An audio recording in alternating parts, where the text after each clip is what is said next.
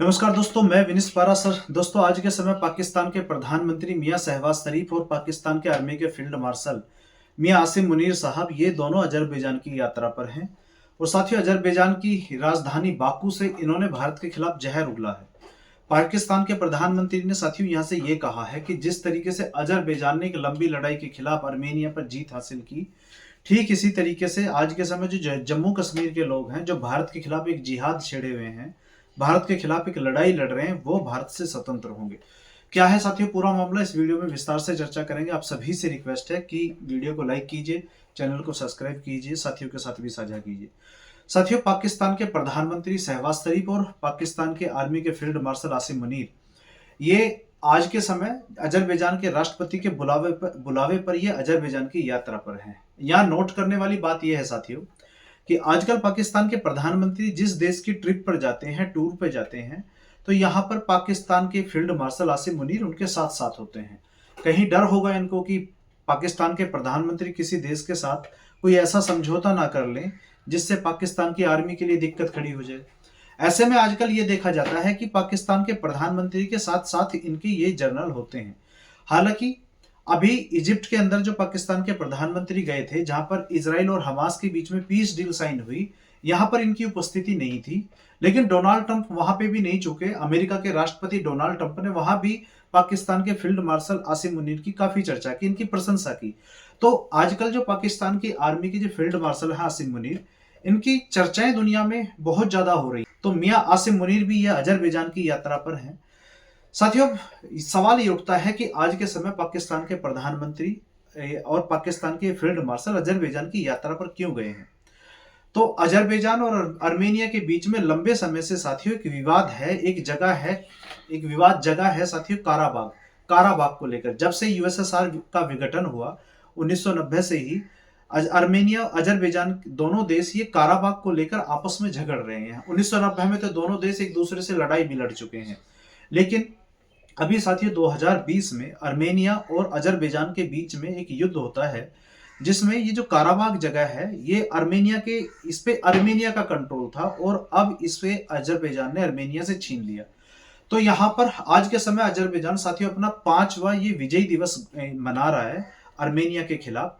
तो इस विजय दिवस में साथियों इन्होंने पाकिस्तान के प्रधानमंत्री और पाकिस्तान के फील्ड मार्शल को भी यहाँ पे बुलाया हुआ है, न्योता दिया हुआ है। अब सवाल ये भी उठता है कि आखिरकार अजरबैजान की पाकिस्तान से ऐसी क्या मित्रता है।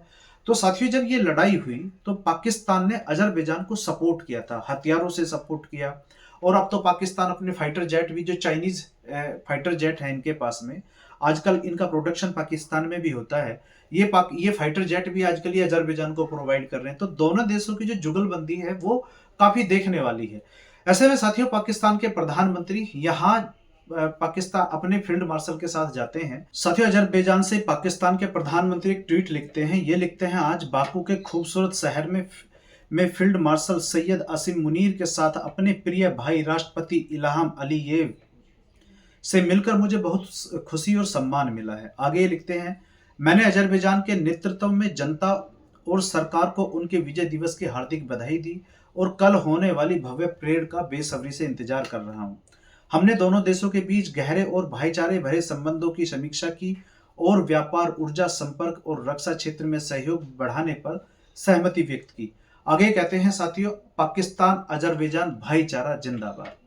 साथियों ये यही नहीं रुके, इन्होंने कहा कि जिस तरीके से अजरबैजान की जनता ने, अजरबैजान के लोगों ने आर्मेनिया के खिलाफ एक लंबी लड़ाई लड़के एक अपनी जो जीत हासिल की है, ठीक इसी तरीके से जो जम्मू कश्मीर के लोग हैं, जो भारत के खिलाफ एक लड़ाई छेड़े हुए हैं, जो एक जिहाद छेड़े हुए हैं, ये बहुत जल्दी भारत से आजाद हो जाएंगे। अब इनके समझ में साथियों ये नहीं आ रहा है कि इनके पड़ोस में अफगानिस्तान है, एक तरफ भारत है, ये बीच में सैंडविच बनना क्यों चाहते हैं। अभी अफगानिस्तान और पाकिस्तान के बीच में भी जो पीस डील चल रही थी टर्की के अंदर, वो भी फेल हो गई है। और यहाँ पर ये अफगानिस्तान के जो आज के समय ख्वाजा आसिफ, जिनके रक्षा मंत्री हैं, इन्होंने ये कहा कि यदि अब टीटीपी ने हम पर हमला किया तो हम अफगानिस्तान के तालिबान को, जो टीटीपी है, इन्हें इनके घर में घुसकर मारेंगे। अब ये साथियों ये समझने के लिए तैयार नहीं है कि आज के समय जो ये पाकिस्तान कर रहा है, ये सैंडविच बन जाएगा दोनों देशों के बीच में। क्योंकि उधर तालिबान तैयार बैठे हैं इन्हें ठोकने के लिए, और इधर भारत की तरफ से भी ये ठोके जाएंगे। मतलब साथियों, ये बिल्कुल वही बात है कि घर में नहीं दाने अम्मा चली भुनाने। $1-1 बिलियन के लिए तो ये पूरी दुनिया में कटोरा लेके भीख मांगते हैं, और बात ये दूसरे देश में बैठ के ये कर रहे हैं कि भारत से कश्मीर, जम्मू कश्मीर अलग हो जाएगा। अब कौन सी दुनिया में रहते हैं पाकिस्तान के प्रधानमंत्री, पाकिस्तान के फील्ड मार्शल आसिम मुनीर, मुझे नहीं पता, लेकिन मुझे अभी फिलहाल इतना पता है, पाकिस्तानियों जो टर्की के अंदर जो अफगानिस्तान और पाकिस्तान के बीच में जो पीस डील चल रही थी वो फेल हो गई है, और तालिबान तुम्हें ठोकने के लिए बिल्कुल तैयार बैठे हैं।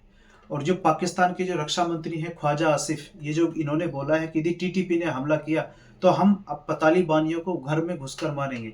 भाई आपका तो पता नहीं, आप उन्हें घर में घुस के मारोगे नहीं मारोगे, पर वो आपको छोड़ने वाले नहीं है। अभी पता है कि आपके सैनिकों की पतलून किस तरीके से उन्होंने पूरे काबुल में घुमाई थी, पूरे अफगानिस्तान में घुमाई थी।